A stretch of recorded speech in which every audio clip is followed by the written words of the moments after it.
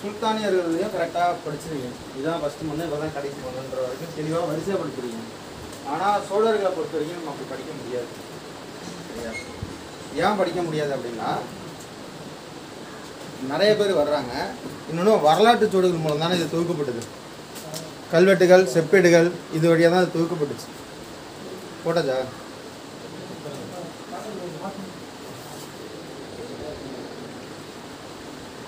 அப்போ சோழர்களோட வரலாறை நீங்கள் வரிசையாக படிக்க முடியாது.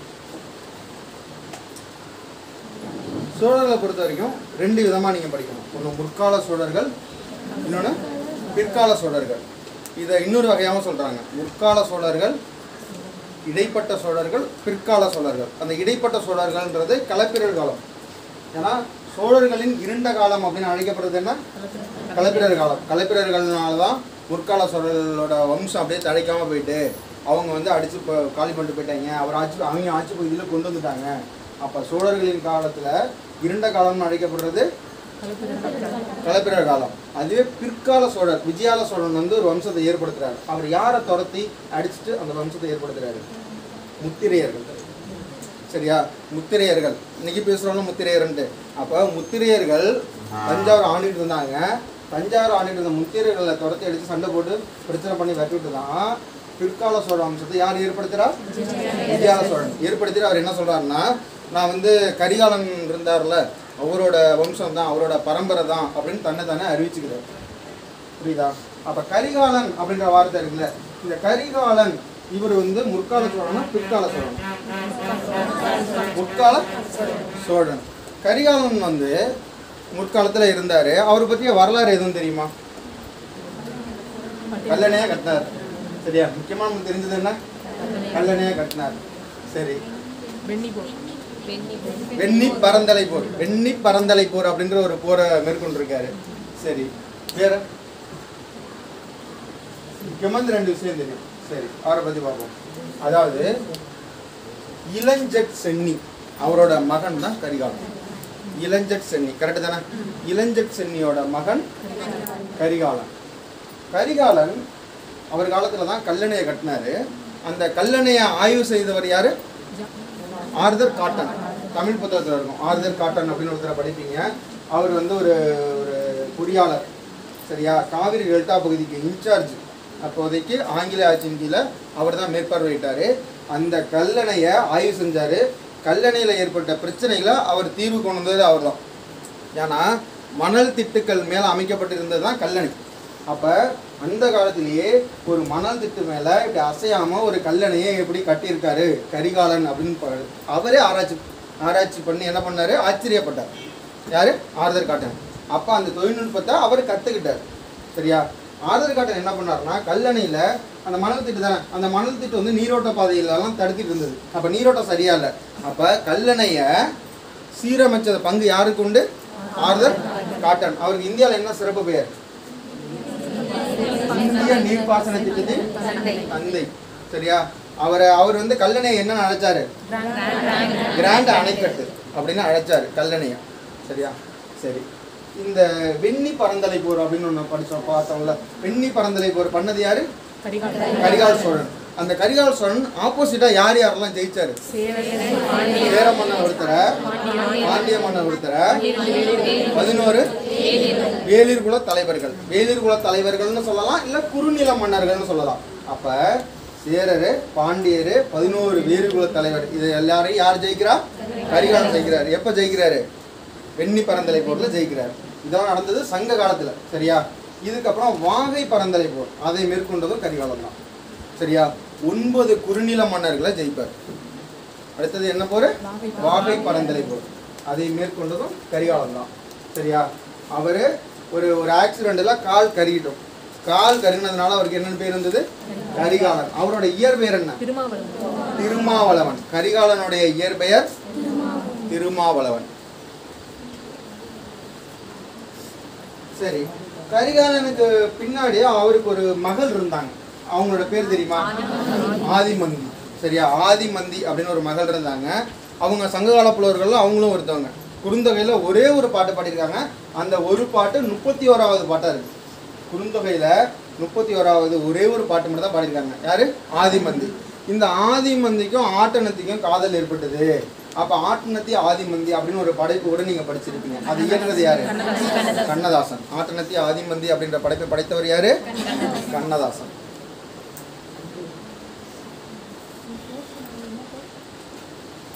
சரியா? அப்போ கரிகாலன் பற்றிய வரலாறு அவ்வளோதான் நம்மளுக்கு தெரிஞ்சது. அதுக்கப்புறம் நம்ம பிற்கால சோழருக்கு வந்துடுவோம். பிற்கால சோழர் அப்படின்ற இந்த வம்சத்தை ஏற்படுத்தினது யாரு? விஜயாலய சோழர். விஜயாலய சோழன் யாருக்கிட்ட இருந்து இந்த தஞ்சாவூர் இடத்தை பிடிச்சாரு? முத்திரையர்கள்ட்ட இருந்து தஞ்சாவூர் அப்படின்ற பகுதியை பிடிக்கிறார்.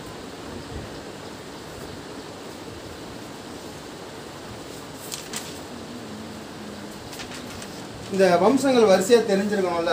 எனக்கு தெரிஞ்ச வரைக்கும் வரிசையாக நான் சொல்கிறேன், அதை எழுதிங்க. முதல்ல வந்தது யாரு? விஜயாலயர். விஜயாலய சோழன் அப்படின்னு சொல்லுவாங்க. அவரோட மகன் தான் ஆதித்த சோழன். அவரோட மகன் யாரு? ஆதித்த சோழன். முதல்ல விஜயாலய சோழன், அவரோட மகன் ஆதித்த சோழன். அதுக்கப்புறம் முதலாம் பராந்தகன் அப்படின்றவரை ஆட்சிக்கு வருவார். முதலாம் பராந்தகன்.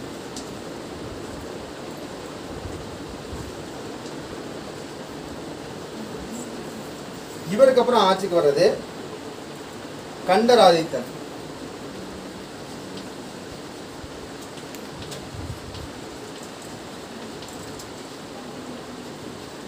கண்டராதித்தனுக்கு அப்புறம் ஆட்சிக்கு வர்றது அரிஞ்சயன். அரிஞ்சயனுக்கு அப்புறம் ஆட்சிக்கு வர்றது இரண்டாம் பராந்தகன். நடுவில் விட்டு போயிருக்கோம், அதெல்லாம் வந்து ரொம்ப வேண்டியது, லைட்டாக தெரிஞ்சுங்க போதும். இரண்டாம் பராந்தகன். இரண்டாம் பராந்தகன் அப்புறம் ஆட்சிக்கு வர்றது உத்தம சோழன்.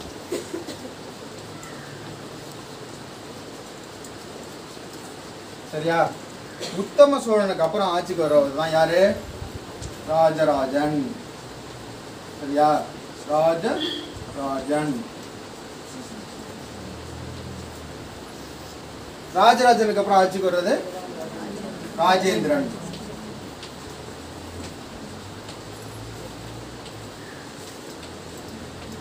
டேரக்டா ராஜராஜன் ராஜேந்திரன் எதுனா அது முதலாம் தான் அர்த்தம். சரியா? இரண்டாம் மூன்றாம் ராஜராஜன்லாம் பேருக்கு முன்னாடி எழுதுறோம். இதுக்கப்புறம் ஆட்சிக்கு வர்றது ராஜாதி ராஜன் ஒருத்தர் வருவார். ராஜாதி ராஜன். அதுக்கப்புறம் நிறைய பேர் வருவாங்க. இரண்டாம் ராஜராஜன், இரண்டாம் ராஜாதி ராஜன், அப்புறம் மூன்றாம் ராஜராஜன், இப்படிலாம் பேர் வந்துகிட்டே இருக்கும். இரண்டாம் மூன்றாம் வந்துகிட்டே இருப்பாங்க. நம்மளுக்கு தெரிஞ்ச வரலாறு ஸ்கூல் புக்கில் என்ன இருக்கு? வீர ராஜேந்திரன். வீர ராஜேந்திரன். அவருடைய மகன் தான் யாரு? அதிராஜேந்திரன். அதிராஜேந்திரன் இறந்துருவார். அதிராஜேந்திரன் இறந்துருவாரு. இதோட விஜயாலயன் தொடங்கிய சோழ வம்சம் முடிவுக்கு வந்துடும். அதுக்கப்புறம் இங்க சோழ சாளுக்கிய வம்சம் தொடங்கும். சரியா? புரியுதா? இப்போ தெளிவாக சொல்கிறேன். முதல்ல விஜயாலய சோழன், அவருடைய மகன் தான் யாரு? ஆதித்ய சோழன். அதுக்கப்புறம் என்ன உறவெல்லாம் தெரியாது, வரிசையாக வந்துட்டு இருக்கும். முதலாம் பராந்தகன், அடுத்த கண்டராதித்தன். கண்டராதித்தன் வந்து இறந்துருவார். சரியா? கண்டராதித்தன் இறந்தோடனே அவருடைய மகன் உத்தம சோழன் ஆட்சிக்கு வரணும். சரியா? உத்தம சோழன் என்ன பண்ணணும்? ஆட்சிக்கு வரணும். ஆனால் அவருக்கு வயசு கம்மி. உடனே கண்டராதித்தனோட தம்பி அரிஞ்சயன் ஆட்சிக்கு வந்துடுவார். கண்டராதித்தனோட தம்பி யாரு? அரிஞ்சயன் ஆட்சிக்கு வந்துடுவார். அரிஞ்சயன் ஆட்சிக்கு வந்தோடனே, அதாவது வந்து ஒரு பரம்பரைன்றது எப்படி வரும்? மூத்த மகன் தான் வந்து மணிமுடிக்கு தகுதியானவன். அதாவது சோழர்களை பொறுத்த வரைக்கும் என்ன வார்த்தையை பயன்படுத்துவாங்க? யுவராஜா. பட்டத்து இளவரசருக்கு பேர் என்ன? யுவராஜா, மூத்த மகன். சரியா? அப்போ பட்டத்து இளவரசர்னா இப்போ மகன் அப்பா இருக்கிறப்பே பட்டத்தை சுட வைக்கலாம், இல்லைன்னா அப்பா இறந்ததுக்கப்புறம் அவன் அந்த பதவிக்கு வருவான். சரியா? அப்போ அந்த அரியணையில ஏறி உட்கார்ந்து அவன் தலையில் ஒன்று சுமப்பான். அது பேர் என்ன? மணிமுடி. மணிமுடி உள்ளவன் தான் அரசன். ஒரு நாட்டின் அரசனுக்கு அடையாளம் என்ன? மணிமுடி. ஒரு கிரீடம் மாதிரி இருக்கும். சரியா? அந்த மணிமுடி உள்ளவன் தான் அரசன். சரியா? அப்போ கண்டராதித்தன் இறந்தோடனே அவருடைய மகன் உத்தம சோழன் வரணும். ஆனால் மகன் வரல. அதுக்கு பதில் யார் வந்துடுறா? தம்பி அரிஞ்சயன் வந்துடுறாரு. தம்பி அரிஞ்சயன் வந்தோடனே அரிஞ்சயனோட மகன் யார் வரா? அவரும் உடனே இறந்துடுறாரு. இரண்டாம் பராந்தகன் வர்றாரு. இரண்டாம் பராந்தகன் தான் யார் தெரியுமா? இந்த ராஜராஜனோட அப்பா சுந்தர சோழன். சரியா? இரண்டாம் பராந்தகனுக்கு இன்னொரு பேர் என்ன? சுந்தர சோழன். அப்ப ராஜராஜாவோட அப்பா பேர் என்ன? சுந்தர சோழன். அந்த சுந்தர சோழன் தான் யாரு? இரண்டாம் பராந்தகன். புரியுதா? அப்ப இரண்டாம் பராந்தகன் இறந்தோன்னு ராஜராஜன் ஆட்சிக்கு வரணும். சரியா? ராஜராஜனும் ஆட்சிக்கு வர முடியாது. அதுல இன்னொரு கதையும் இருக்கு சொல்றேன். அதாவது கரிகால் சோழன் அப்படின்னு ஒரு பேர் படிச்சிருக்கோம்ல. கரிகால் சோழன் முற்காலத்துல ஃபேமஸ் ஆனது கல்லணையை கட்டினது. இப்பயும் ஒரு கரிகால் சோழன் வராரு. இந்த சுந்தர சோழனுக்கு மூத்த மகன் கரிகால் சோழன். சரியா? மூத்த மகன் யார் இருக்கா? கரிகால் சோழன். இந்த இரண்டாம் பராந்தகன் இறந்தோன்னே கரிகால் சோழன் ஆட்சிக்கு வந்துட போறான்னு சொல்லிட்டு உத்தம சோழனே ஆள் வச்சு கொண்டுடுவான். சரியா? மறைமுகமா ஆள் வச்சு தெரியாம கொண்டுடுவான். இந்த செய்தி பின்னாடி யாருக்கு கிடைக்கும்? ராஜராஜனுக்கு கிடைக்கும். அந்த கரிகால் சோழனை அந்த கொன்றவர்களை பழி வாங்குவார். யாருன்னா ராஜராஜ சோழன். அதை புரியுதா? சரி, இப்ப கண்டராதித்தன் தம்பி அரிஞ்சகன் ஆட்சிக்கு வர்றாரு. அரிஞ்சகனோட மகன் தான் யாரு? இரண்டாம் பராந்தகன். அதாவது ராஜராஜ சோழனோட அப்பா சுந்தர சோழன். இப்ப இரண்டாம் பராந்தகன் இறந்தோன்னா கரிகாலன் ஆட்சிக்கு வரணும். ஆனா கரிகாலனை யாரு கொண்டுறா? முன்னாடியே உத்தம சோழன் கொண்டுறாரு. அப்ப ராஜராஜன் தான் அந்த ஆட்சி கிடைச்சிருக்கணும். ராஜராஜன் ஆட்சிக்கு வரலான்னு எண்ணிட்டு இருக்கப்ப என்னோட ஆட்சி எங்க அப்பா இருந்தோன்னா என்னோட ஆட்சி தான் நீங்க புடிங்கிட்டீங்க, எனக்கு ஆட்சியை கொடுத்துருங்க அப்படின்னு சொல்லி கேட்டுருவாரு. யாரு? உத்தம சோழன். அந்த பொண்ணை வரலாறுலாம் தெரியாதுக்கு முன்னாடி யாரு கேட்டுருவா? உத்தம சோழன் கேட்டுருவாரு. உடனே உத்தம சோழன் ஆட்சியை பிடிங்க அவர் ஆட்சி பண்ண ஆரம்பிச்சுருவாரு. சரியா? இந்த உத்தம சோழன் ஒரு காலத்துல இறந்துடுவாரு ஒரு போர்ல. அப்ப இந்த உத்தம சோழன் இறந்ததுக்கு அப்புறம் அதுக்கப்புறம் ஆட்சிக்கு வரதான் யாரு? ராஜராஜன். ராஜராஜனுக்கு அப்புறம் வருஷம் தெரியும். ராஜேந்திரன் வருவாரு. ராஜேந்திரனுக்கு அப்புறம் ராஜராஜன் வருவாரு. இடைப்பட்ட காலம் நமக்கு தெரியாது. அதுக்கப்புறம் வீரராஜேந்திரன் வருவாரு. வீரராஜேந்திரனோட மகன் அதிராஜேந்திரன். அதிராஜேந்திரன் ஒரு காலத்துல இறந்துருவாரு. அதுக்கப்புறம் ஆட்சிக்கு வர்றது முதலாம் குலோத்துங்கன். ஓகேவா?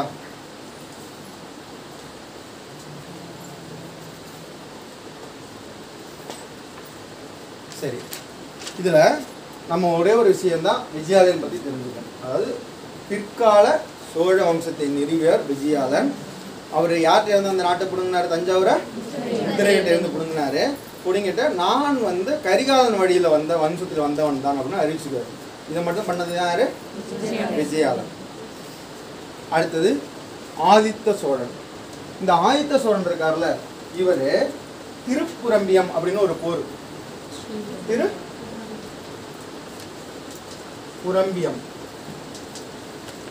அப்படின்ற ஒரு போர்ல பல்லவ அரசன், கடைசி அரசன் யாரு? அபராஜிதன். அவரை தோற்கடிச்சது இவர் தான். சரியா? அப்ப பல்லவ ஆட்சிக்கு முற்றுப்புள்ளி வைத்த சோழ மன்னன் யார்? ஆதித்த சோழன். சரியா? ஆதித்த சோழன் விஜயாலனோட மகன் என்ன பண்றாரு? வந்தோடனே பல்லவ ஆட்சிக்கு முற்றுப்புள்ளி வைக்கிறார். அது என்ன போர்? திருப்புரம்பியம் போர். யாரை தோற்கடிக்கிறாரு? அபராஜிதனை தோற்கடிக்கிறார். இதற்கு முன்னாடி இன்னொரு வரலாறு வரும். எப்படின்னா, பல்லவ மன்னனுக்கும் சரியா பாண்டிய மன்னனுக்கு இடையே சண்டை வரும். அதுக்கு ஹெல்ப் பண்ணியிருப்பாரு யாருன்னா ஆதித்த சோழன். ஹெல்ப் பண்ணி இவரை ஜெயிக்க வச்சிருப்பாரு. யார? அபராஜிதனை ஜெயிக்க வச்சிருப்பாரு. அடுத்த போற மறுபடியும் அதே இடத்துல நடக்கும். அப்ப இவரை தோற்கடிச்சு பல்லவ அரசே முடிவு கொண்டு வந்துருவாரு. ஏன் முடிவு கொண்டு வராரு? நீங்க நினைச்சு பாருங்களேன். அதாவது பிற்கால சோழர் எழுச்சி பெற்று உருவாக காரணம் என்ன? சோழ நாடு ஃபுல்லா அப்ப யார் கண்ட்ரோல் இருந்ததுன்னா பல்லவர் ஆட்சியின் கீழையும் பாண்டியர் ஆட்சி கீழையும் வந்துச்சு. சரியா? அப்ப சோழர்களுக்கு எதிரே யார் இருக்கா? பல்லவனும் எதிரி தான், பாண்டியவரும் எதிரி தான். ஏன்னா அப்ப சோழ நாட்டை பிடிக்கணும்னா ரெண்டு பேரையும் தோற்கடிக்கணும். அப்போ உள்ள நாடுகள் அப்போ மன்னராட்சி முறையில் என்ன? போர் புரிஞ்சு இடத்த பிடிச்சிட்டே இருக்கணும். அந்த இடத்து மூலமா என்ன பண்ணணும்? வரி வருவாயை அதிகரிக்கணும். சரியா? வரி வருவாயை அதிகரிச்சாதான் என்ன பண்ண முடியும்? நாட்டை எளிமையா நிர்வாகம் செய்ய முடியும். சரியா? இடப்பரப்பு ஆட்சி பண்ற ரொம்ப தேவைப்பட்டுச்சு. அதனாலதான் போர் புரிஞ்சது. ஒன்று நேரடி கட்டுப்பாட்டின் கீழே தான் பிடிக்கிற பகுதியில் வச்சுவாங்க. இல்லைன்னா அந்த மன்னனை தனக்கு அடிப்பணியை வச்சு வரி செலுத்த வைப்பாங்க. இதெல்லாம் நடக்கும். சரி, அப்போ ஆதித்த சோழன் மேற்கொண்ட போர் என்ன? திருப்புரம்பியம் போர். அவர் யாரை தோற்கடிச்சாரு? அபராஜிதன். அபராஜிதன் யாரு? பல்லவர்களோட கடைசி மன்னன். சரியா? சரி, அடுத்தது முதலாம் பராந்தகன். முதலாம் பராந்தகன் இருக்கார்ல, இவருடைய இயற்பெயர் வீரநாராயணன். சரியா? அதனாலதான் இவர் கட்டின வீராணம் ஏரிக்கு இவர் பேரையே வச்சுட்டாங்க. முதலாம் பராந்தகனோட இயற்பெயர் என்ன? வீரநாராயணன். வீராணம் அப்படின்னு ஒரு ஏரி படிக்கிறாங்களே, இப்ப நம்மளுக்கு தண்ணி வழங்கிட்டு இருக்குல்ல, அந்த வீராணம் ஏரியை கட்டினவர் யாருன்னா முதலாம் பராந்தகன். புரியல?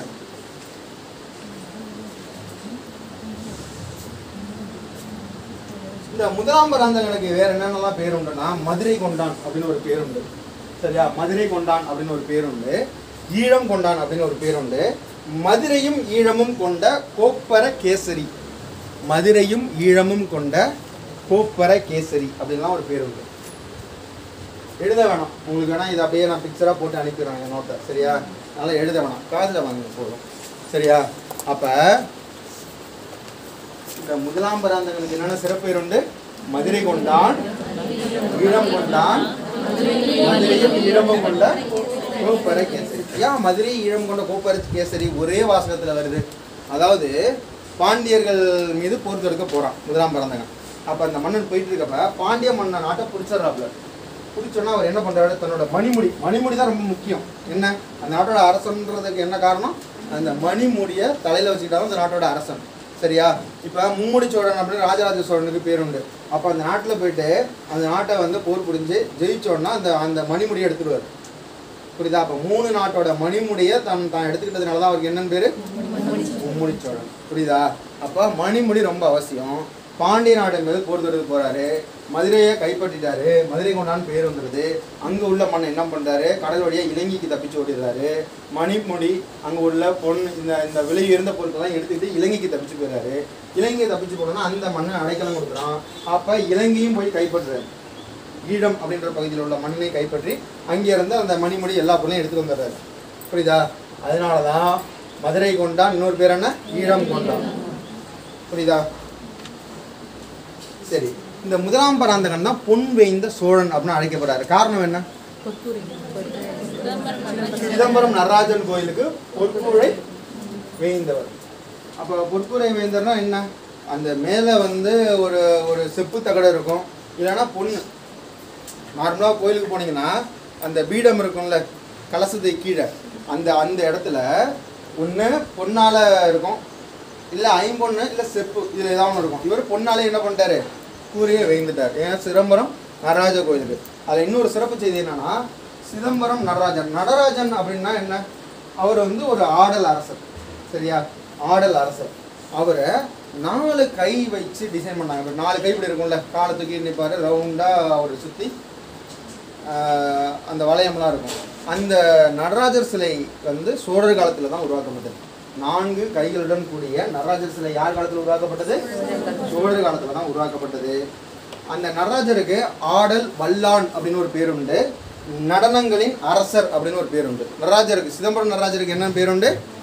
ஆடல் வல்லான், நடனங்களின் அரசர் அப்படின்னு ஒரு பேர் உண்டு. சரி, அடுத்தது இந்த முதலாம் பராந்தகன் இவருடைய காலத்தில் தான் உத்திரமேரூர் கல்வெட்டு. சரியா, உத்திரமேரூர் கல்வெட்டு. இந்த உத்திரமேரூர் அப்படின்ற ஒரு கிராமம் பிராமணர்களுக்கு வழங்கப்பட்ட ஒரு பிரம்ம தேயம். பிரம்ம தேயம் அப்படி இல்லைன்னா அதுக்கு வேற என்ன வார்த்தையை பயன்படுத்தலாம்? சதுர்வேதி மங்கலம். சரியா, பிரம்மதேயம் அல்லது சதுர்வேதி மங்கலம் அப்படின்னா என்ன? பிராமணர்களுக்கு வழங்கப்பட்ட இடம். இதற்கு இறையிலி கிடையாது. இறையிலி அப்படின்னா என்ன? இறையிலின்னா என்ன? வரி கிடையாது. சரியா, அந்த வார்த்தை கரெக்டான வார்த்தை படி இறையிலி கிடையாது. இறையிலி வரி கிடையாதுன்றதுக்கு வார்த்தை என்ன? இறையிலி. ஏன்னா பழங்காலத்துல வரிக்கு இன்னொரு பேர் என்ன? இறை. சரியா, சோழர் காலத்துல வரிக்கு நிலத்துக்கு வரி விதிச்சு அதுக்கு பேர் காணிக்கடன். அதுவே வரிக்கு பொதுவான பேர் இறை. சரி, அப்ப அந்த சதுர்வேதி மங்கலம் பிரம்மதேயம் யாருக்கு? உத்திரமேரூர்ல பிராமணருக்கு வழங்கப்பட்ட நிலம். அப்போ அங்கே என்னன்னா குடவோலை முறை அப்படின்ற ஒரு நிர்வாக முறை, உள்ளாட்சியோட ஒரு நிர்வாக முறை தான் என்னது? குடவோலை முறை. ஒரு பண என்ன சொல்லுவோம், ஒரு பானையில் ஓலையில் வந்து பேர் எழுதி போட்டுறாங்க. அதாவது அப்போ வந்து 30 உறுப்பினர்கள் இருக்கணும். உத்திரமேரூர் கல்வெட்டில் எத்தனை உறுப்பினர்கள்? 30 உறுப்பினர்கள். சரியா, 30 உறுப்பினர்கள்லாம் 30 வார்டு இருக்கும்ல, அந்த வார்டுக்கு நம்ம புத்தகத்தில் என்ன பேர் இருக்கு தெரியுமா? குடும்பு. சரியா, 30 குடும்பு. 30 குடும்புக்கும் எத்தனை உறுப்பினர் இருக்கணும்? 30 உறுப்பினர் இருக்கணும் அப்படின்னு சொல்லியிருக்கு. அந்த உறுப்பினரோட தகுதியெல்லாம் நம்ம புத்தகத்தில் இருக்கு. என்னன்னு இருக்கு? 35 வயசுல இருந்து 70 வயசு வரைக்கும் இருக்கணும். அவங்க நிலம் வச்சிருக்கணும், அவங்களுக்கு சொந்தமாக வீடு இருக்கணும், வேத கல்வி சமய கல்வி பற்றி அறிவில் அவங்க தேர்ச்சி பெற்று இருக்கணும். இதுதான் வந்து உத்திரமேரூர் கல்வெட்டு சொல்றது. சரியா, இந்த உத்திரமேரூர் கல்வெட்டில் தான் சபை அப்படின்ற ஒரு அமைப்பு இருக்கு அப்படின்னு நான் சொன்னேன். சபைனா என்ன? பொதுவாக பிராமணர் உள்ள அமைப்புக்கு பேர் என்ன? சபை. சரியா? உள்ளாட்சி நிர்வாகம் வரப்ப தனியாக பார்ப்போம். சபையத்தார், ஊரார், சமயத்தார், நகரத்தார், நாட்டார் அப்படின்னு 4 அமைப்பு பார்ப்போம். அதில் சபையும் ஒன்று. சரியா? அப்போ இந்த உத்திரமேரூர் கல்வெட்டு யார் காலத்தது? முதலாம் பராந்தகன் காலத்தது. சரியா? அடுத்தது இந்த உத்திரமேரூரில் 2 ஆண்டுகளில் கல்வெட்டு எடுத்துட்டாங்க. 919 ஒன்று, 921 ஒன்று. சரியா? 2 கல்வெட்டுகள் மூலம் இந்த தகவல் கிடைச்சிருக்கு. சரியா? ஒரு கல்வெட்டு எந்த ஆண்டு கிடைச்சது? 919. இன்னொரு கல்வெட்டு எப்போ கிடைச்சது? 921. இந்த 2 ஆண்டுமே உங்கள் ஸ்கூல் புக்ல தான் சொல்கிறேன், வெளியே இருந்து சொல்லல. சரியா?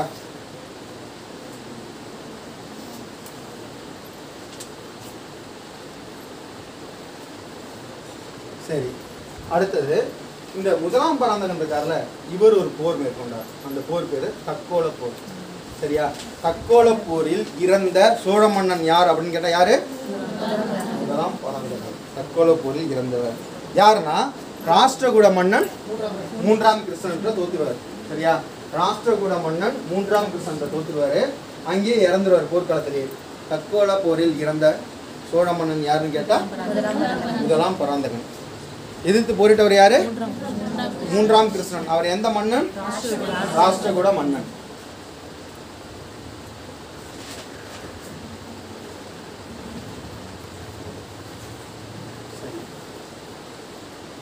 முதலாம் பராந்தகனுக்கு அப்புறம் நம்மளுக்கு அவ்வளோ வரலாறு நம்ம தெரிஞ்சுக்கணும். நேராக எங்கே வந்துடும்? கண்டராஜன் அழிச்சோம். இந்த சுந்தர சோழன்னா யாருன்னு சொல்லிட்டோம், ராஜராஜ அப்பான்னு சொல்லிட்டோம். நேராக நம்ம யாருக்கு வந்துடுறோம்? ராஜராஜனுக்கு வந்துடும். சரியா? ராஜராஜன். ராஜராஜனோட இயற்பெயர் என்ன? அருள்மொழிவர்மன். சரியா?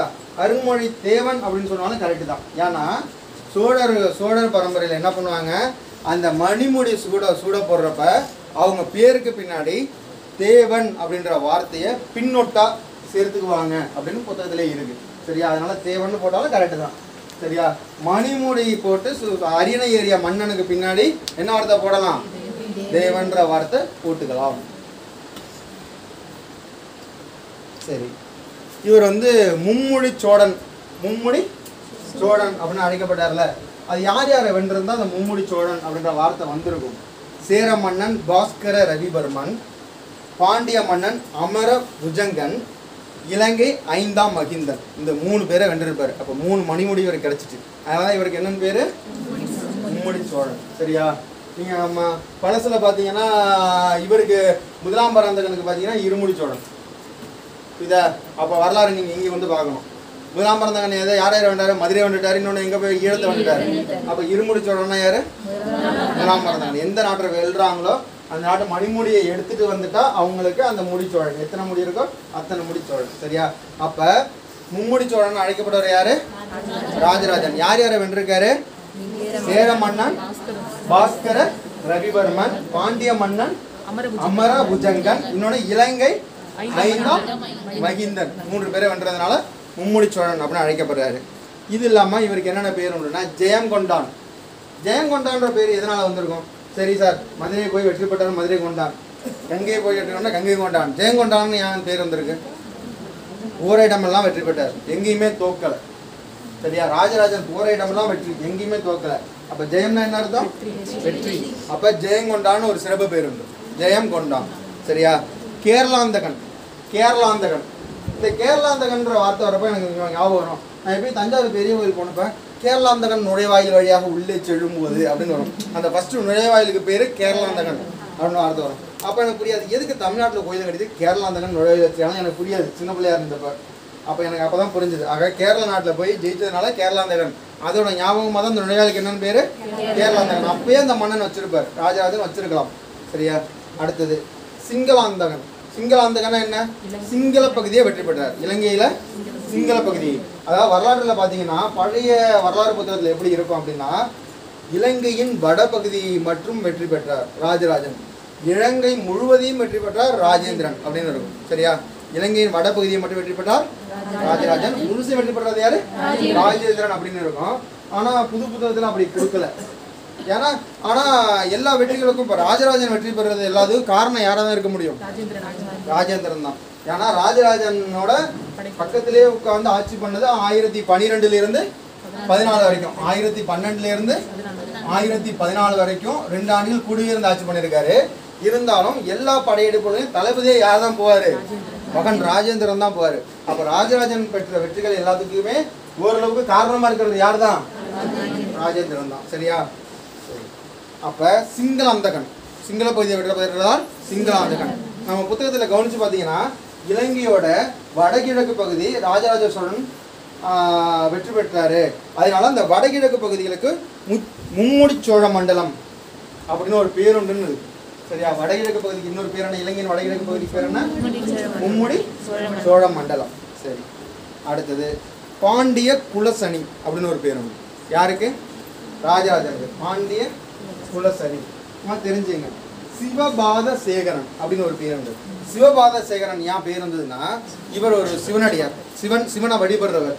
இவர் சிவன் பாதத்தை கட்டி பிடிச்சி வழிபடுவார். அவ்வளவுக்கு சிவன் மீது பக்தி அதிகம். அதனால தான் என்ன பேர்? சிவபாதக சேகரன் அப்படின்னு ஒரு பேர் உண்டு. சரியா? அடுத்தது திருமுறை கண்ட சோழன். எதனால திருமுறை கண்ட சோழன்? திருமுறைகளை தொகுத்தவர் யாரு? தொகுத்தவர் நம்பியாண்டார் நம்பி, தொகுப்பித்தவர் ராஜராஜ சோழன். ரெண்டுக்குள்ள வார்த்தையை புரிஞ்சுங்க. நம்பியாண்டார் நம்பி திருமுறைகளை தொகுத்தார். சரியா? தொகுப்பித்தவர் ராஜராஜ சோழன். ஏன் திருமுறைகள்லாம் தொகுத்தாரு? அப்போ அவர் காலத்தில் பாடினவங்க இல்லையா? பழைய வரலாறு ஒன்று உண்டு. சரியா? நல்லா தெரிஞ்சுங்க. நம்ம வேதாரண்யேஸ்வரர் கோயில் இருக்குல்ல, அப்போ வேதாரண்யேஸ்வரர் கோயிலில் வந்து கதவு மூடி திறந்த வரலாறு உண்டு. சரியா? நம்ம தஞ்சை பெரிய கோயில் கட்டினது ஆண்டு வந்து 1010ன்னு வச்சுங்க. நம்ம வேதாரண்யம் பெரிய கோயில் கட்டினது 600களே கட்டிட்டாங்க. ரொம்ப பழமையான கோயில் இது வேதாரண்யம் பெரிய கோயில். சரியா? திருநாவுக்கரசர் வயசு கூடயா திருஞான சம்பந்தர் வயசு கூடயா? திருநாவுக்கரசர் தான் வயசு கூட. அப்படிதானே? அதாவது கோயிலை திறக்கிறதுக்கு திருநாவுக்கரசர் பாடுவார், பாடிக்கிட்டே இருப்பார். பாடியே கோயில் வாசலை திறக்க வைக்கணும். பெரிய டோர் இருக்குது நம்ம கோயில் வாசலில். எங்கே? வேதாரண்யம் பெரிய கோயிலில் திருநாவுக்கரசர் பாடிக்கிட்டே இருக்காரு. கதவு திறக்கவே மாட்டேங்குது. சரியா? ரொம்ப நேரம் பாடி ஒரு 1.5 மணி நேரம் 2 மணி நேரம் பாடி கதவை திறக்க வச்சுட்டார். திறக்க வச்சோன்னா 2 பேரும் போய் சாமி கும்பிடுறாங்க. யார்? திருஞான சம்பந்தர் திருநாவுக்கரசர் ஒன்றா வந்திருக்காங்க. சாமி கும்பிட்டு வெளில வந்தோடனே திருஞான சம்பந்தர் பாடுறாரு. சரியா? திருஞான சம்பந்தர் பாடினதுக்கு பொசுக்குன்னு டோர் மூடிச்சு. பாடியே கதவை மூட வைக்கணும். சரியா? திருஞான சம்பந்தர் பாடினோன்னா உடனே மூடிட்டு, உடனே திருநாவுக்கரசருக்கு வந்து ஒரு மாதமாக என்ன ஆகுது, நான் இவ்வளோ காலமாக குளிக்கிறேன், நான் இவ்வளோ காலம் 3 வேளை குளிக்கிறேன், 3 வேளை அர்ச்சனை பண்ணுறேன், எனக்கு இந்த வரத்தை கொடுக்கல அப்படின்னு இதில் வரல, ரஜினிகாந்த் படத்தில் வரல, உனக்கு மட்டும் அந்த வரம் கிடச்சிது பாபா படத்தில். அது மாதிரி இவருக்கு ஒரு எண்ணம் வந்துடுது. என்னென்னா, நான் இவ்வளோ நேரம் பாடினேன், கதவு திறக்கவே இல்லை, நீ டக்குன்னு பாடின உடனே முடிக்க, உனக்கு உன்னோட கடவுள் அதிகமாக குடியிருக்காரு, உனக்கு கடவுளோட பக்தி அதிகமாக கிடச்சிருக்கு, உன்னோட தான் நெருக்கமாக கடவுள் இருக்காரு அப்படின்னு சொல்லி திருஞான சம்பந்தர் திருநாவுக்கரசர் யார்கிட்ட சொல்கிறாரு? திருஞான சம்பந்தர்கிட்ட சொல்கிறாரு. திருஞான சம்பந்தர் உடனே என்ன சொல்கிறாரு? அப்படி இல்லைங்கய்யா, உங்கள் பாட்டில் கடவுள் மெய் மறந்து போயிட்டார், உங்கள் பாட்டில் கடவுள் மெய் மறந்து போயிட்டாரு, அதனால கடவுள் திறந்துட்டா பாட மாட்டீங்க, அதனால கொஞ்ச நேரம் பாட விட்டு பாட்டு எல்லாத்தையும் கேட்டதுக்கப்புறம் கதவை திறந்துருக்காரு. என் பாட்டு பிடிக்கல போல, அதனால பொசுக்குன்னு மூடிட்டாரு அப்படின்னு யார் சொல்லுவா? திருநாவுக்கரசர் சொல்றாரு. சரியா? திருஞான சம்பந்தர் சொல்றாரு. அது மாதிரி அப்ப ராஜராஜனுக்கு ஒரு எண்ணம் என்ன இருந்ததுன்னா, ராஜராஜன் வந்து காஞ்சிபுரத்தில் கைலாசநாதர் கோயில் இருக்குல்ல, அதை பார்த்துட்டு வந்துட்டு தான் நம்ம நாட்டில் இப்படி ஒரு கோயில் கட்டலாமான்னு ஒரு எண்ணம் வரும் ராஜராஜனுக்கு. அப்போ யார்? பல்லவர் அதுக்கு முன்னாடியே பெரிய கோயிலெலாம் கட்டியிருக்காங்க நிறையா. தெரிஞ்சுங்க. காஞ்சியில் உள்ள கைலாசநாதர் கோயிலை பார்த்துட்டு வந்துட்டு தான் நம்மளும் இது மாதிரியே ஒரு கோயிலை கட்டணும் அப்படின்னு யாருக்கு என்ன வருது? ராஜராஜனுக்கு. அது கோயிலை எப்படி திட்டமிடுறாருன்னா, ஒரு மரமோ ஒரு உலோகமோ இரும்போ உலோகம் எதுவுமே பயன்படுத்தலை, வெறும் கருங்கல்ல வச்சே கோயில் கட்டியிருக்காரு. அது எப்படி கட்டியிருப்பாரு? தஞ்சாவூரில் மலை கிடையாது, புதுக்கோட்டை திருச்சிக்கு அந்த இருந்து மலையெல்லாம் உடச்சிட்டு வந்து தான் அந்த கோயில் கட்டியிருக்காங்க. கிட்டத்தட்ட 216 அடி உயரமா இந்த கோயிலின் அடி எவ்வளவு? 216 அடி. மெய்யெழுத்துகளின் எண்ணிக்கை எவ்வளவு? 216. ஞாபகம் வச்சுங்க. அப்போ 216 அடி உயரத்தில் இந்த கோயில் கட்டியிருக்காரு. கட்டினோன்னா அவருக்கு என்ன தோணும்னா, நம்ம இவ்வளோ பெரிய சிவன் கோயில் கட்டியிருக்கோம், அதுக்கு ராஜராஜன் என்ன பேர் வச்சிருப்பாரு? ராஜராஜேஸ்வரம். ராஜராஜேஸ்வரம் தானே, கட்டு தானே. அதில் வந்து பிரதீஸ்வரர் ஆலயமோ சிவன் கோயிலோ பெரிய கோயிலோ அவர் பேர் வைக்கல, அவர் தான் பேரையே சேர்த்து வச்சுட்டார் ராஜராஜேஸ்வரம்ட்டு. சரியா? நம்ம வந்து பிரதீஸ்வரர் ஆலயம் பெரிய கோயில் அப்படிலாம் நினைக்கிறோம். தென்னகத்தின் மேரு, தெச்சின மேரு, தென்னகத்தின் இமயமலை அப்படின்லாம் சிறப்பு பேர் உண்டு. எதுக்கு? தஞ்சை பெரிய கோயில். அப்போ இவ்வளோ பெரிய கோயிலை கட்டிட்டோம், சிவன்லாம் இருக்காரு, நிறைய பிராமணர் வச்சுருக்கோம். அந்த முறை சொல்லுவாங்களே, என்ன முறை இந்த கோயிலில்? மந்திரம் ஓதி ஆகம முறை, ஆகம முறைப்படி கோயிலை வச்சுருக்கோம். ஆகம முறைப்படி சடங்குகள் செய்கிறோம். நடனம், இசை, நாட்டியம் எல்லாமே நடத்துகிறோம். ராஜராஜ நாடகம்ன்றது வருஷம் வருஷம் நடக்கும். இதில் தஞ்சை பெரிய கோயிலில் நடத்திக்கிட்டே இருப்பார். சித்திரை, பங்குனி எல்லா மாதம் இந்த விழாக்களுக்கெல்லாம் ராஜராஜ நாடகம் தஞ்சை பெரிய கோயில் நடந்துக்கிட்டே இருக்கும். அப்போ இப்படியெல்லாம் விழா நடத்துகிறோம். ஆனால் என்ன, நம்மளுக்கு அந்த சிவனடியார்கள் நம்ம காலத்தில் இல்லையே. நம்ம காலத்துக்கு முன்னாடியே வாழ்ந்துட்டு போயிட்டாங்க. ஏன்னா 6ஆம் நூற்றாண்டு 7ஆம் நூற்றாண்டில் வாழ்ந்துட்டு போயிட்டாங்க. சரியா? அப்போ சிவனடியார் தான் இல்லை, இந்த பாடல்களையாவது தொகுப்போம் அப்படின்னு சொல்லிட்டு வேதாரண்ய பெரிய கோயிலில் உள்ள ஓலைச்சுவடி, ஒவ்வொரு ஏரியாவில் உள்ள கிடைச்ச ஓலைச்சுவடி எல்லாத்தையும் கொண்டு போயிட்டு அவர் தான் தொகுக்க வைக்கிறார். சரியா? தொகுப்பித்தவர் யாரு? ராஜராஜன். தொகுத்தவர் யாரு? நம்பியார் நம்பி. சரியா?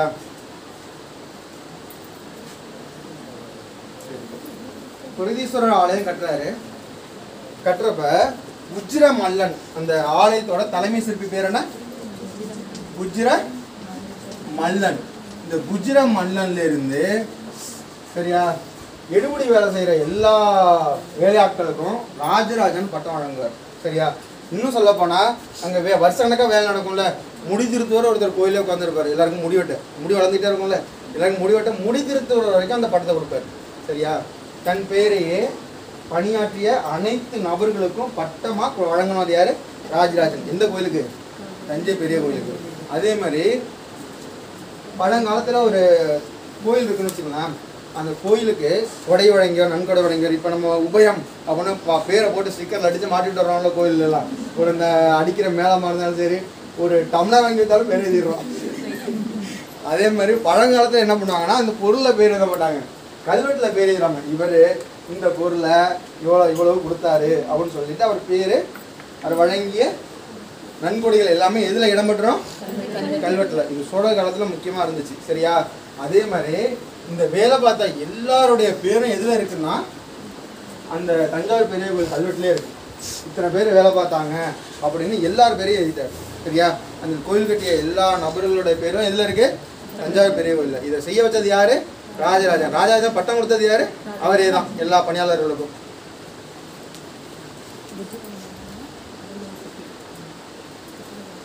ராஜராஜன் காலத்துல வடக்கு இலங்கை படையெடுப்பு ரொம்ப முக்கியமானது. எதனாலனா கடல் கடந்து படையெடுப்புகள் நடத்துறாரு ராஜராஜன் காலத்திலே. இப்போ என்ன இருக்கு? கப்பல் இருக்கு. நீராய் கப்பல் இருந்திருக்குமா? இல்லை இப்போ உள்ள அணு உலை கப்பல்லாம் இருந்திருக்குமா? என்னதான் இருந்திருக்கும்? பாய்மர கப்பல். சரியா? கப்பல் இருந்திருக்கும். அது எதால இயங்கியிருக்கும்? பாய்மரத்தால் இயங்கியிருக்கும். சரியா? அப்போ கப்பல்கள் மூலம் பல நாடுகளை பிடிச்சாரு. அதில் கடைசி அவராக பிடிச்சது மாலத்தீவு படையெடுப்பு. சரியா? மாலத்தீவுன்ற நாட்டை பிடிச்சதான் கடைசி படையெடுப்பு. இவர் நிறையா பிடிச்சிருக்காங்க. சரியா? அதில் முக்கியமாக ரெண்டுக்கும் வித்தியாசம் பார்க்கணும். ராஜேந்திரனுக்கும் ராஜராஜ சோழனுக்கும் எந்தெந்த பகுதியில் பிடிச்சாங்க அப்படின்றது வித்தியாசம் பார்க்கணும். சரியா? இது ரெண்டு குழப்பமாக கேள்வி வைக்க வாய்ப்புகள் அதிகமாக இருக்குது. சரியா? அதில் முக்கியமாக என்னென்னா வடக்கு இலங்கையை கைப்பற்றினார். வடகிழக்கு இலங்கைக்கு என்னன்னு பேர்? மும்முடி சோழ மண்டலம் அப்படின்னு பேர் உண்டு. இலங்கை மன்னன் 5ஆம் மகிந்தனை இவர் தோற்கடித்தார். இலங்கையோட மன்னன் யாரு? 5ஆம் மகிந்தன். தோற்கடிச்சவர் யாரு? ராஜராஜன். இலங்கை மன்னன் 5ஆம் மகிந்தனை தோற்கடிக்கிறாரு. தோற்கடிச்சுட்டு அங்கே ஒரு இடத்த பிடிப்பார். அந்த இடத்துக்கு பேர் தான் அனுராதபுரம். சரியா? இலங்கையில் உள்ள இடம் பேர் என்ன? அனுராதபுரம். இவர் என்னன்னா இலங்கையில் இந்த இடத்த பிடிச்சிட்டார்ல, பிடிச்ச இடத்துக்கு தமிழ் ஆளுநர் ஒருத்தரை நியமிப்பார். சரியா? தான் பிடித்த இலங்கை பகுதிக்கு, இலங்கை பகுதினா அது ஆளுநர் பதவி போகிறோன்னா அது என்னவா இருக்கும்? அது நாடா இருக்குமா, பேரரசா இருக்குமா, மண்டலமா இருக்குமா? சொல்றது புரியுதா? மண்டலம். சரியா? அப்ப அந்த மண்டலத்துக்கு யாரு ஆளுநரா? தமிழ் ஆள் ஒருத்தரை போட்டார் ராஜராஜன். சரியா? ஏன்னா நீங்க இது தெரிஞ்சிருக்கணும்.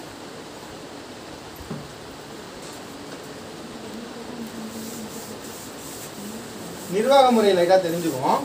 சோழ பேரரசோட நிர்வாக முறை என்ன? ஃபர்ஸ்ட் என்ன? பேரரசு. பேரரசு பேரரசு என்னவா பிரிக்கப்பட்டிருக்கும்? நாடா மண்டலமா? மண்டலங்களாக பிரிக்கப்பட்டிருக்கும். மண்டலம் என்னவா பிரிக்கப்பட்டிருக்கும்? பல நாடுகளாக பிரிக்கப்பட்டிருக்கும். பல நாடுகள் என்னவா பிரிக்கப்பட்டிருக்கும்? கூற்றங்களாக பிரிக்கப்பட்டிருக்கும். பல கூற்றங்கள் என்னவா பிரிக்கப்பட்டிருக்கும்? ஊர் ஊர் அதான் கிராமம். பல கிராமங்களாக பிரிக்கப்பட்டிருக்கும். புரியுதா? அப்ப பேரரசு பல மண்டலங்களாக பிரிக்கப்பட்டிருக்கும். பல நாடு கிடையாது, பல மண்டலங்களாக தான் பிரிக்கப்பட்டிருக்கு. அப்ப இலங்கை கைப்பற்றுறாரு. இலங்கை என்னதான்? ஒரு மண்டலம். அந்த மண்டலத்துக்கு ஆளுநர் ஒருத்தரை போடுறாரு. சரியா? ஆளுநர் ஒருத்தரை போடுறாரு. அந்த ஆளுநர் யாரா இருந்திருக்காரு? ஒரு தமிழ் பிரதிநிதியா இருந்திருக்காரு. புரியுதா? இலங்கை கைப்பற்றுறாருல, அங்க மகா திட்டா அப்படின்ற இடத்துல ஒரு சிவன் கோயிலை கட்டுறாரு. மகா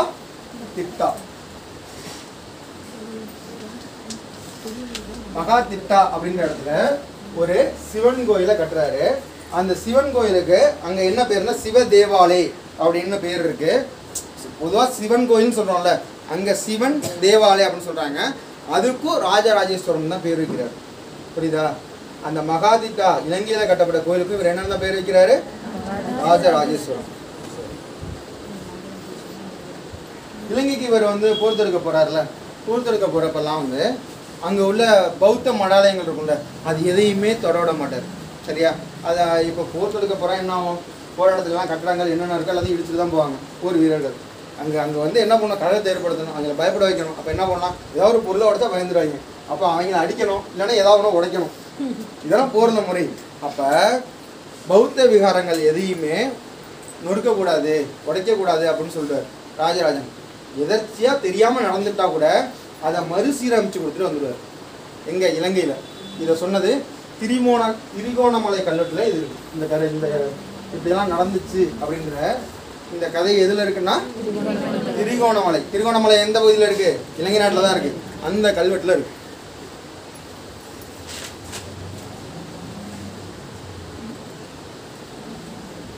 அடுத்தது ராஜராஜனுக்கு ரொம்ப பிடிச்சது என்னன்னா மெய்கீர்த்திகள் அப்படின்ற ஒரு ஒன்றை ஏற்படுத்தினது ராஜராஜன். மெய்கீர்த்திகள்னா என்ன? மன்னன் இப்படி வலிமை வாய்ந்தவன், இந்தந்த இடத்தெல்லாம் பிடிச்சிருக்கான், இவனுக்கு இப்படி சிறப்பு, இவன் அடியில் சிறந்தவன், இப்படியெல்லாம் தன்னை பற்றி மன்னன் புகழ்ந்து சொல்றது, புகழ்ந்து செய்கிற கருத்துக்களை ஒருத்தனை விட்டு கல்வெட்டில் எழுதி வைக்கிறது தான் என்னன்னு பேரு? மெய்கீர்த்தி. சரியா? புகழ் பாடுறது எல்லாருக்கும் பிடிக்கும்ல. பின்னாடி வரவனுக்கு நான் எப்படி இருந்தேன்னா தெரியும், முக்கியம் வடிவில் பண்ணுவாங்க, மண்டையை மட்டும் வச்சுட்டு உடம்பை மாற்றிடுவாங்க. 6 பேக்கு 8 பேக் 9 பேக்காக போடுவாங்க உடம்பு. அது மாதிரி 8 பேக்கா, அது மாதிரி 6க்கு அப்புறம் 8 தான், டபுளாக பிரியும். 9 பேக்குன்னு ஒன்று கிடையாது. 6 பேக்கு அப்புறம் என்ன பேக் தான்? 8 தான். சரி, அது மாதிரி என்ன பண்ணிருக்காரு? ராஜராஜனும் பண்ணியிருக்காரு. என்ன பண்ணியிருக்காரு? மெய்கீர்த்திகள் என்ன? மன்னன் பற்றிய புகழினை கல்வெட்டில் எழுதுவது. இது பொதுவாக மெய்கீர்த்திகள் எங்கே இருக்கும்னா கோயில் கல்வெட்டுகள் தான் இடம்பெற்றுச்சு. கோயில் கல்வெட்டுகளில் தான் இடம்பெற்றுச்சு. அவர் ராஜராஜன் என்ன பண்ணார்னா, நான் கடவுளுக்கு ஒப்பானவன். சரியா? கடவுளுக்கு ஒப்பானவன். ஏன்னா ஒரு ஒன்று மதிக்கணும், மக்கள் மத்தியில் பேரு புகழ் வரணும்னா என்ன சக்தி, அதுக்கு மேலே ஒரு சக்தி இருக்கிறதா காமிச்சுக்கணும்ல. அப்போ கடவுளின் நண்பன் நான் தான், கடவுளுக்கு ஒப்பானவர் நான் தான் அப்படிலாம் தன்னை அறிவிச்சுக்கிட்டார். புரியுதா? அதுக்கு வாசகங்கள்லாம் நம்ம புத்தகத்தில் இருக்கு, படிச்சுங்க. அப்போ மெய்கீர்த்திகளை முதல்ல அறிமுகப்படுத்துறது யாரு? ராஜராஜன். இன்னொன்று, ராஜராஜேஸ்வர பெருவுடையார் வங்கி அப்படின்னு ஒரு வங்கியை ஏற்படுத்தினார். எங்க? தஞ்சாவூர்ல. சரியா? எல்லாருக்கும் கடனுதவி வழங்கினார். 16% அங்கே இன்ட்ரெஸ்ட். 16% இன்ட்ரெஸ்ட் அந்த வங்கியில். சாரி மாற்றி சொல்லிட்டா 12. எடுக்குமா ஒரு காசாப்ப 12% இன்ட்ரெஸ்ட் அப்படின்னு போட்டிருந்தது. சரியா? ராஜேஸ்வர பெருவுடையார் வங்கி இதை ஏற்படுத்தியவர் யார் அப்படின்னு கேட்டால் ராஜராஜ சோழன். எல்லா மக்களுக்கும் கடனுதவி பண்ணாங்க. அதே மாதிரி மேலை சாளுக்கியர், கீழே சாளுக்கியர் அப்படின்னு 2 படிப்போம். சரியா? இதில் மேலை சாளுக்கியரோட எப்பயுமே போர் புரிவாங்க சோழர்கள். கீழே சாளுக்கியரோட போர் புரிய மாட்டாங்க. ஏன்னா கீழே சாளுக்கியர் சம்பந்தி, கீழே உணவன் சம்பந்தி. என்ன சம்பந்தியை போட்டு மிதிக்கிறான்னு மேலே உணவனை போட்டு அடிப்பான். புரியுதா? ஏன் கீழே சாளுக்கிய சம்பந்தின்னு சொல்கிறோம்? கீழே சாளுக்கிய வம்சத்தில் வந்தவர் தான் யாரு? குலோத்துங்க சோழன். சாளுக்கியர்களில் 2 வகை இருக்கு. 2 மேல் பக்கம் ஆண்டவங்க, கிழக்கு பக்கம் ஆண்டவங்க.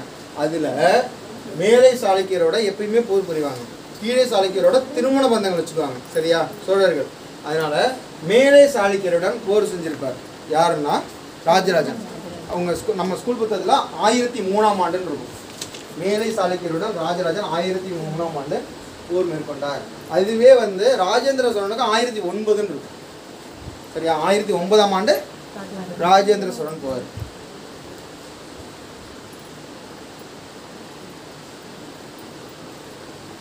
ராஜராஜ சோழனோட போர்ல முக்கியமானது கந்தலூர் சாலை போர். கந்தலூர் சாலை போர் அது ரொம்ப முக்கியமானது. இது என்னன்னா, கேரளா நாட்டில் திருநந்திக்கரை அப்படின்னு ஒரு இடம் இருக்கும்.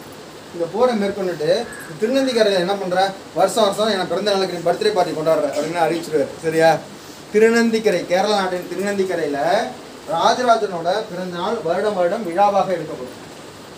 இதுக்கு காரணமான போர் எது? காந்தலூர் சாலை போர் அப்படின்னு இருக்கும். காந்தலூர் சாலை போர்.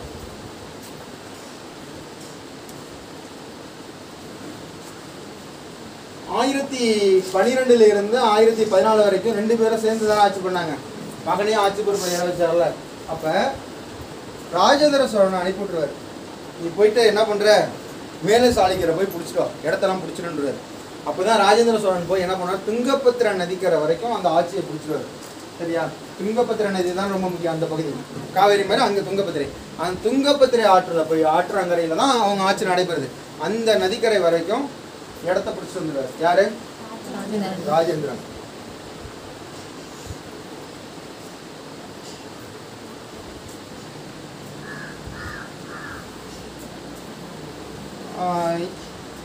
இந்த சாளுக்கியரோட தலைநகர் கல்யாணியை நீ போய் பிடிச்சிட்டு வான்னு மறுபடியும் ராஜேந்திரன் அனுப்புவார் அவரோட மகனை.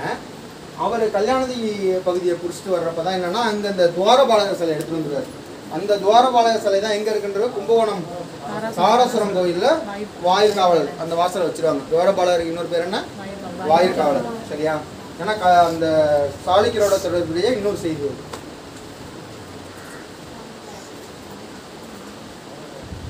சரி, ராஜராஜ சோழனோட கடைசி வெற்றி எதுன்னு சொன்னோம்? மாலத்தீவு. மாலத்தீவுக்கு வந்து முன்னீர் பழந்தீவா? சரி, மாலத்தீவை கைப்பற்றியது. அதே மாதிரி இந்த ராஜராஜ சோழன் காலத்துல பல்லவர் பகுதி மாமல்லபுரம், அந்த மாமல்லபுரம் வந்து இவர் கட்டுப்பாட்டில் தான் இருக்கு. அந்த மாமல்லபுரத்தை மாநகரம் அப்படின்ற ஒரு குழுவால இவர் நிர்வகித்தார். சரியா, மாமல்லபுரம் பகுதியை மாநகரம் என்ற குழுவால் நிர்வகித்த சோழ மன்னன் யார் அப்படின்னு கேள்வி கேட்க வாய்ப்பு இருக்கு. யாரு? ராஜராஜன். சரி, இவ்வளோதான். ராஜராஜன் பற்றி முடிச்சாச்சு. நான் திருப்பி உங்களுக்கு ஒரு வாட்டி ரிவிஷன் பண்ணுறேன். ராஜராஜன் மேற்கொண்ட போர்கள் என்னென்ன முக்கியமாக சொல்லுங்க.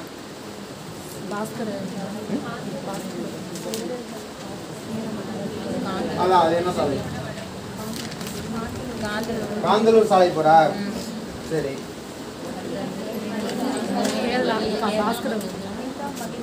ஒவ்வொரு நாடும் பிடிச்சிருப்பாரு. போருன்றது காந்தலூர் சாலை போர் மட்டும் தான் நீங்கள் பார்த்துருப்பீங்க. சேர பாண்டியனை தோற்கடிச்சிருப்பாரு, இலங்கை மன்னனை தோற்கடிச்சிருப்பாரு. அதுக்கப்புறம் மேலை சாளுக்கியர் வம்சம் தனித்தனியாக படிப்பீங்க. அந்த ஏரியா படிச்சுங்க. சரியா, முக்கியம் வந்து எந்தெந்த ஏரியா கைப்பற்றுறாங்க அதெல்லாம் படிச்சுங்க. சரி, அடுத்தது நம்ம யாருக்கு போவோம்? ராஜேந்திர சோழன் பார்ப்போம். இவருடைய ஆட்சி காலம் என்ன? 1014 to 1044. ராஜராஜனோட ஆட்சி காலம் சொல்லுங்க. 985 to 1014. ஓகேவா, ராஜராஜனோட ஆட்சி காலம் 985 to 1014. இதுவே ராஜேந்திரனோட ஆட்சி காலம் 1014 to 1044. இந்த நம்பர் சீரிஸ்ல இன்னொன்று ஞாபகம் வச்சு சொல்றேன். அதாவது 14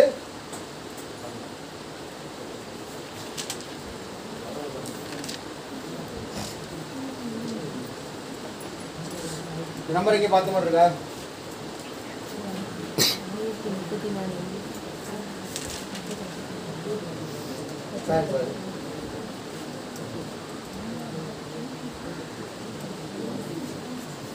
அதாவது ராஜேந்திர சோழன் வந்து வேத கல்லூரி ஒரு இடத்துல நியமிச்சு ஏற்படுத்தினார் அப்படின்னு வரும். எண்ணாயிரம் பார்த்தீங்கன்னா விழுப்புரம் மாவட்டத்தில் உள்ள எண்ணாயிரம் அல்லது தென்னார்காடு மாவட்டத்தில் உள்ள எண்ணாயிரம் அப்படின்னு இருக்கும். அங்கே 14 ஆசிரியர்கள் கொண்ட வேத கல்லூரி. அங்கே மாணவர்கள் மொத்தத்தில் எவ்வளோ படித்தாங்க? 340. இந்த நம்பரோட சேர்த்து ஞாபகம் வச்சுங்க. 1014 ஆட்சிக்கிறாரா? 14 பேர் ஆசிரியர். சரியா, 1044 வந்து ஒரு ஆட்சி பொறுப்பு முடியுதா? அப்போ 34 340. இது வந்து 30 தானே கூட்டினான். சரி 20 தானே கூட்டினான். 340 மாணவர்கள் படித்தாங்க. சரியா? அந்த வேத கல்லூரியில் மாணவர்கள் எண்ணிக்கை எத்தனைன்னு கேட்டால் 340. இந்த நான் 2 நம்பரையும் சேர்த்து ஞாபகம் வச்சுங்க, மறக்காது. சரி, எண்ணாயிரம்ன்ற பேர் தமிழ் புத்தகத்திலே வருமே. எண்ணாயிரமா? இல்லை, வரதன் பிறந்த ஊர். காலமேக புலவர் பிறந்த ஊர் வந்து எண்ணாயிரம். அதாவது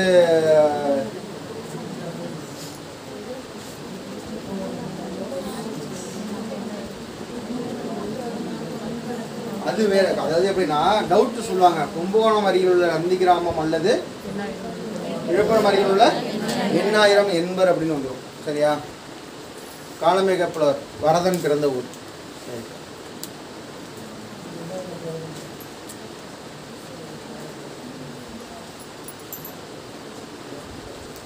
இவருக்கு ராஜேந்திரனுக்கு சிறப்பு பெயர் பார்த்தீங்கன்னா முடிகொண்ட சோழன்.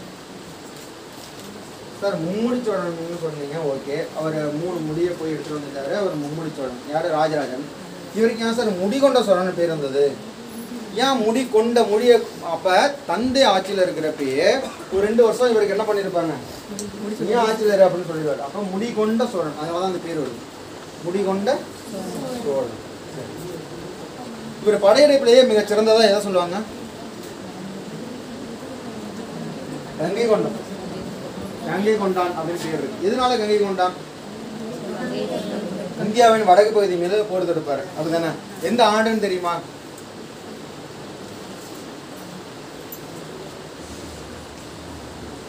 ஒன் டூ த்ரீ 0 2வது இடத்துல இருக்கும். 1 2 3 0 2வது இடத்துல இருக்கும். 1023. சரியா? 1023 வங்காளத்தின் முதலாம் மகிபாலன் பால வம்சத்தோட மன்னன் தான் யாருன்னா முதலாம் மகிபாலன். அந்த மகிபாலனை எதிர்த்து இவர் போரிடுவார். வங்காளத்தின் முதலாம் மகிபாலன் பால வம்சம் எதிர்த்து போரிட்டு அந்த பகுதியெல்லாம் எடுத்துட்டு பிடிச்சிட்டு வந்துடுவார். சரியா? அதனால இவருக்கு என்ன பேர்? கங்கை நதி வரைக்கும் போனதுனால தான் இவருக்கு என்னன்னு பேரு? கங்கை கொண்டான்னு பேர். இதுல முக்கிய செய்தி என்னன்னா, கோதாவரி ஆறு. இப்போ நம்ம இங்கேருந்து லிஸ்ட்டு பார்த்தீங்கன்னா காவிரி, கிருஷ்ணா, அடுத்தது கோதாவரி, அப்புறம் தான் கங்கை வருது. அந்த கோதாவரி ஆறு வரைக்கும் தானே படையை தலைமை தாங்கி சென்றார். யார்? ராஜேந்திரன். அதுக்கப்புறம் படைத்தளபதியில் விட்டுருவார். சரியா? அப்போ கங்கை கொண்டான் என்ன பெயர் வர காரணமாக எந்த ஆறு வரைக்கும் தானே படையெடுத்து சென்றார் அப்படின்னு கேட்டால் கோதாவரி ஆறு வரைக்கும். அதுக்கப்புறம் யார் படையெடுத்துட்டு போயிருப்பா? படைத்தளபதி படையெடுத்துட்டு போயிருப்பார். சரி, அடுத்தது இவருக்கு கடாரம் கொண்டான் அப்படின்னு ஒரு பேர் உண்டு. கடாரம் அப்படின்றதுக்கு இன்னொரு பேர் உண்டு. அது என்னன்னா கெடா. கெடாம இருந்திருக்கும் கடாரம். சரியா? கடாரம் கொண்டான் அப்படின்னா கெடா. கெடான்றதுக்கு பேர் என்னன்னா, இப்போ உள்ள மலேசியான்னு வச்சுங்க. மலேசியா, அந்த தீவு, சுமத்ரா, அந்த தீவுகள்லாம் இருக்குல்ல. ஏன்னா சுமத்ரா வந்து விஜயம்னு ஒரு பேர் உண்டு. விஜயம், ஸ்ரீ விஜயம் அப்படின்னா அதுக்கு என்ன? தெற்கு சுமத்ரா. அதையும் இவர் தானே ஜெயிச்சிருப்பாரு. அப்ப கடாரம் கொண்டான் அப்படின்னு பெயர் வர்றதுக்கு காரணம் என்னன்னா, கடாரம் கெடா என்று அழைக்கப்பட்ட கடார பகுதியை வென்றவர் ராஜேந்திரன். அதனால கடாரம் கொண்டான். ஸ்ரீ விஜயம் அப்படின்ற தெற்கு சுமத்ராவை கைப்பற்றியவர் யாருன்னு கேட்டா அதுவும் ராஜேந்திரன் தான். அதாவது பழங்காலத்துல எப்படி சொல்லுவாங்கன்னா, இப்பெல்லாம் வந்து இந்த கலைஞர் விளக்கம், சோழமண்டல கலைஞர் விளக்கம் நம்ம கோடைக்கரையில் இருக்கு, கல் மட்டும் தானே இருக்கு. அப்போ நீங்கள் நம்ம பொன்னியின் செல்வன் படத்தில் பார்த்தீங்கன்னா கல்லால் கட்டப்பட்ட அந்த அமைப்பில் மேலே லைட்டாக இருக்குமா, இல்லை பெட்ரூம் சைடு இருக்குமா? கிடையாது. நெருப்பை பற்ற வச்சு எரிய விட்டுருவாங்க. நெருப்பு எரிஞ்சுக்கிட்டு இருக்கும். அப்போ நெருப்பு தெரியுதேன்னு பார்த்துட்டு கப்பல் என்ன பண்ணும்? கரைக்கு வரும், அந்த நெருப்பு அடையாளமாக வச்சுட்டு. அப்போ நம்ம இந்திய பெருங்கடல் இப்படி தானே இருக்குது. இந்தியா இருக்குல்ல, இப்போ நம்ம நாகப்பட்டினம் புகார் நகரத்தில் இருந்தால் கப்பல்லாம் புறப்படும். அப்படி போகிறப்ப இந்த இடத்துல மலேசியா இருக்குது. சரியா? அந்த கெடா இருக்கா, இங்கே ஒரு உயர்ந்த மலை இருக்குமா, அந்த மலை தான் அந்த இடத்துக்கு வந்து கலங்கரை விளக்குமா, நெருப்பு பற்ற வச்சு எரிய விட்டுருவாங்க. அப்போ நேராக பார்த்துருக்காங்க, அந்த மலை எரியுதேன்னு போய் அந்த இடத்த பிடிச்சது தான் இது கெடா. புரியுதா? ஜெபரம்னு நினைக்கிறேன் அந்த மலை பேர். பழைய வரலாறுல அதெல்லாம் வரும்.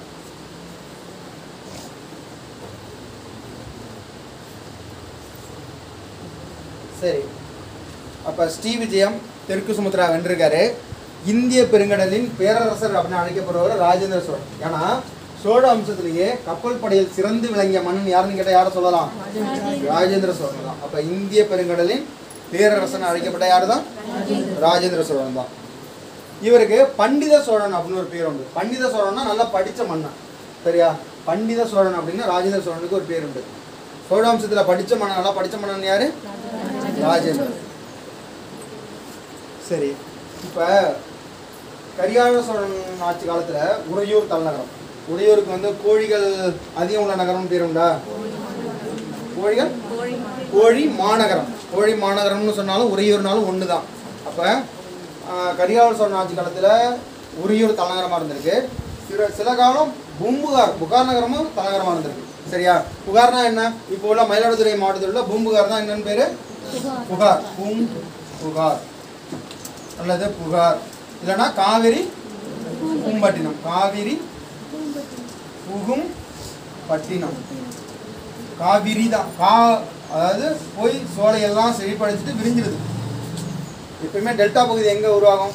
கடற்கரை ஓரம் உள்ள பகுதிகளில் அப்படியே ஆறு வந்து பிரிஞ்சு சமவெளி பகுதி எங்கேனாலும் தண்ணி பள்ளத்தை பக்கம் ஓடும்ல, அப்போ டெல்டா பகுதி விரியும். அப்போ காவிரி ஆறு வந்து விரிஞ்சு புகுற இடம் வந்துடுது காவிரி புகும்பட்டினம், சரியா? அப்போ கரிகால சோழன் ஆட்சி காலத்தில் புகாரும் தலைநகரமாக இருந்திருக்கு, உறையூரும் தலைநகரமாக இருந்திருக்கு, சரியா? உறையூர் தலைநகரமாக இருந்தப்ப கடற்கரை பட்டினம் அல்லது கடற்கரை தலைநகரமாக எது இருந்திருக்கு? பூம்புகார் இருந்திருக்கு, சரி. அதுவே ராஜராஜ சோழ காலத்தில் தலைநகரமாக எது இருந்திருக்கு? தஞ்சாவூர் இருந்திருக்கு. அதுவே ராஜேந்திரன் சோழன் காலத்தில் தலைநகரமாக எது இருந்திருக்கு? கங்கை கொண்ட சோழபுரம், சரியா? அவர் தஞ்சாவூர்லேருந்து தலைநகரம் எங்கே மாற்றிடுவார்? கங்கை கொண்ட சோழபுரத்துக்கு மாற்றுவார். கங்கை கொண்ட சோழபுரம் அப்படின்றதுக்கு எந்த மாவட்டத்தில் இருக்குது? அரியலூர் மாவட்டத்தில் இருக்குது, சரியா? அப்போ தலைநகரம் மாற்றிடுறாரு. அங்கே கங்கையில் நான் வந்து வெற்றி பெற்றுட்டு வந்துட்டேன் அப்படின்றதுனால கங்கை கொண்ட சோழபுரம்னு ஒரு கோயிலை கட்டுவார். அதுக்கு ஒரு வரலாறு உண்டு. ராஜராஜன் கட்டிய தஞ்சாவூர் பெரிய கோயிலை விட பீடம், அதாவது பேஸ் மட்டும் பெருசாக போட்டுருவார். ஆனால் தான் பெரிய இப்போ தஞ்சாவூர் பெரிய கோயில் தான் நம்ம ஃபேமஸாக பேசுகிறோம். நம்ம ஏரியாவில் பெரிய கோயில் எது? தஞ்சாவூர் பெரிய கோயில். இப்போ அவர் பெரிய கோயில் கட்டியிருந்தால் எதுக்கு அடிபட்டுருக்கும்? தஞ்சாவூர் பெரிய கோயில் அடிபட்டுருக்கோம்.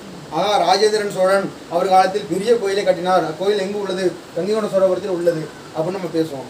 அப்போ தன் அப்பாவோட புகழை குறைச்சிடக்கூடாதுன்றதுக்காக அதை விட பெரிய கோயிலாக கட்ட எய்ம் பண்ண ராஜேந்திரன் என்ன பண்ணார்?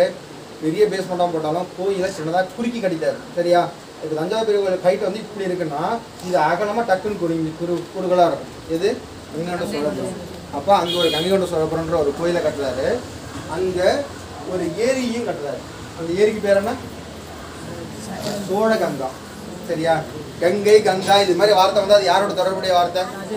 ராஜேந்திர சோழன், அவ்வளோதான். சோழகங்கா அப்படின்ற ஏரியை கட்டியவர் யாருன்னு கேட்டால் ராஜேந்திர சோழன், சரியா? அந்த ஏரிக்கு இன்னொரு இடத்துல பார்த்தீங்கன்னா 16 மைல் நீள ஏரி கரை தடுப்பணையை கட்டியுள்ளார் அப்படின்னு இருக்கும். 16 மைல் கட்டியிருக்காரு. 16 மைல் நீளம்னா ஏரி கரை தடுப்பணையை கட்டி வச்சிருக்காரு. எங்கன்னா சோழகங்கா. ஏன்னா அது ஒரு இடத்துல இருக்கும், இது ஒரு இடத்துல இருக்கும், ரெண்டையும் சேர்த்து படிக்கும்.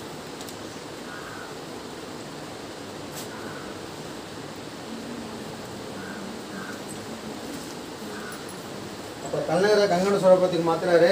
கங்கை கொண்ட சோழபுரத்தில் ஒரு பெரிய கோயிலை கட்டுறாரு. அங்கே சோழகங்கான்ற ஒரு ஏரியை கட்டுறாரு. அது எத்தனை மைல் நீளம்? 16 மைல் நீளம். கரையும் தடுப்பணையும், சரியா? தடுப்பணை மட்டுமே 16 மைல் நீளம் கட்ட முடியாதுல்ல, கரையும் தடுப்பணையும், சரியா? சரி, சோழகங்கா ஓகே. சோழர்களின் ஏரி என அழைக்கப்படுவது எது தெரியுமா? வங்காள விரிகுடா. வங்காள விரிகுடா கடலையே அவங்க ஏரி மட்டும் தான் யூஸ் பண்ணாங்க. ஏன்னா எங்கே பார்த்தாலும் என்ன பண்ணாங்க? கடற்பயணம் அதிகமாக பண்ணாங்க, பல நாடுகளில் பிடிச்சாங்க, சரியா? அப்போ சோழர்களின் ஏரி என அழைக்கப்படுவது என்னன்னு கேட்டால் வங்காள விரிகுடா.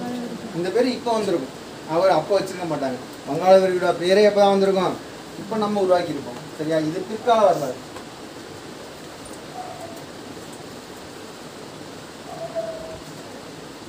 சரி, ஏற்கனவே ஒரு வாசகம் படித்தோம். மேலை சாளுக்கியர் மீது எந்த ஆண்டு போர் தொடுத்தார் ராஜேந்திர சோழன்?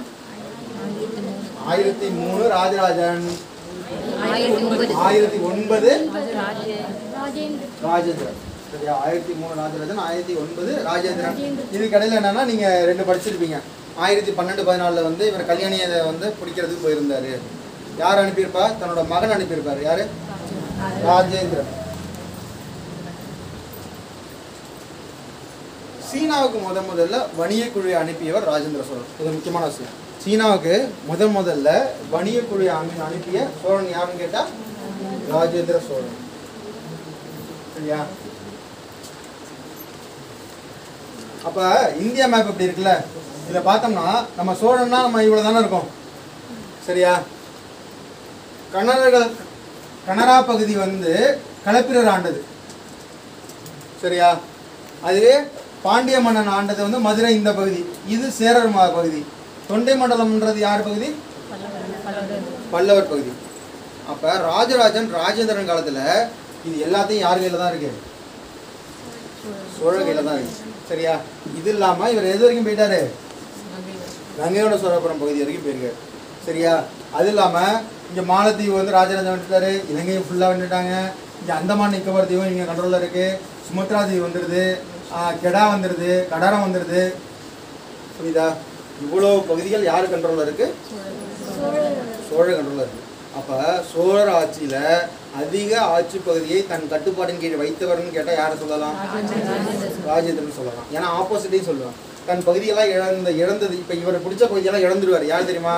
சுங்கம் தவிர்த்த சோழர். குலோத்துங்க சோழன் காலத்துல இலங்கை போயிடும், பாண்டி நாடு போயிடும், காஞ்சிபுரம் போயிடும், ஒவ்வொரு நாடும் போயிடும். அவரோட ஆட்சி பகுதி ரொம்ப சுருங்கி வந்துடும். சரியா? இவர் ராஜேந்திரன் கைப்பற்றிய பகுதிகள் எல்லாமே, ராஜேந்திரன் கைப்பற்றிய பகுதி எல்லாமே யார் விட்டுருவாரு? குலோத்துங்க காலத்திலே போயிடும். புரியுதா? சரி. சோழர் ஆட்சி காலத்தில் அதிக ஆட்சி பரப்பு வச்சிருந்தது யாரு? ராஜேந்திரன். இதுல இன்னொரு முக்கிய கருத்து என்னன்னா, இப்ப இந்த இடத்துல புகார் மட்டும் தான் நம்ம பேசுவோம். சரியா? பாண்டியரோட துறைமுகம்னா கொர்க்கை, சேரோட துறைமுகம்னா தொண்டி முசிறி. சரியா? இது முக்கியமா இன்னொரு வாசகம், மலபார் கடற்கரை பகுதிகளும் சோழர் கட்டுப்பாட்டில் இருந்தது அப்படின்னு நம்ம புத்தகத்துல ஒரு வாசகம் இருக்கு. மலபார் கடற்கரை பகுதிகளும் சோழர் கட்டுப்பாட்டில் இருந்தது. இது யார் காலத்துலன்னா ராஜேந்திரன் காலத்துல. புரியுதா? புரியுதா?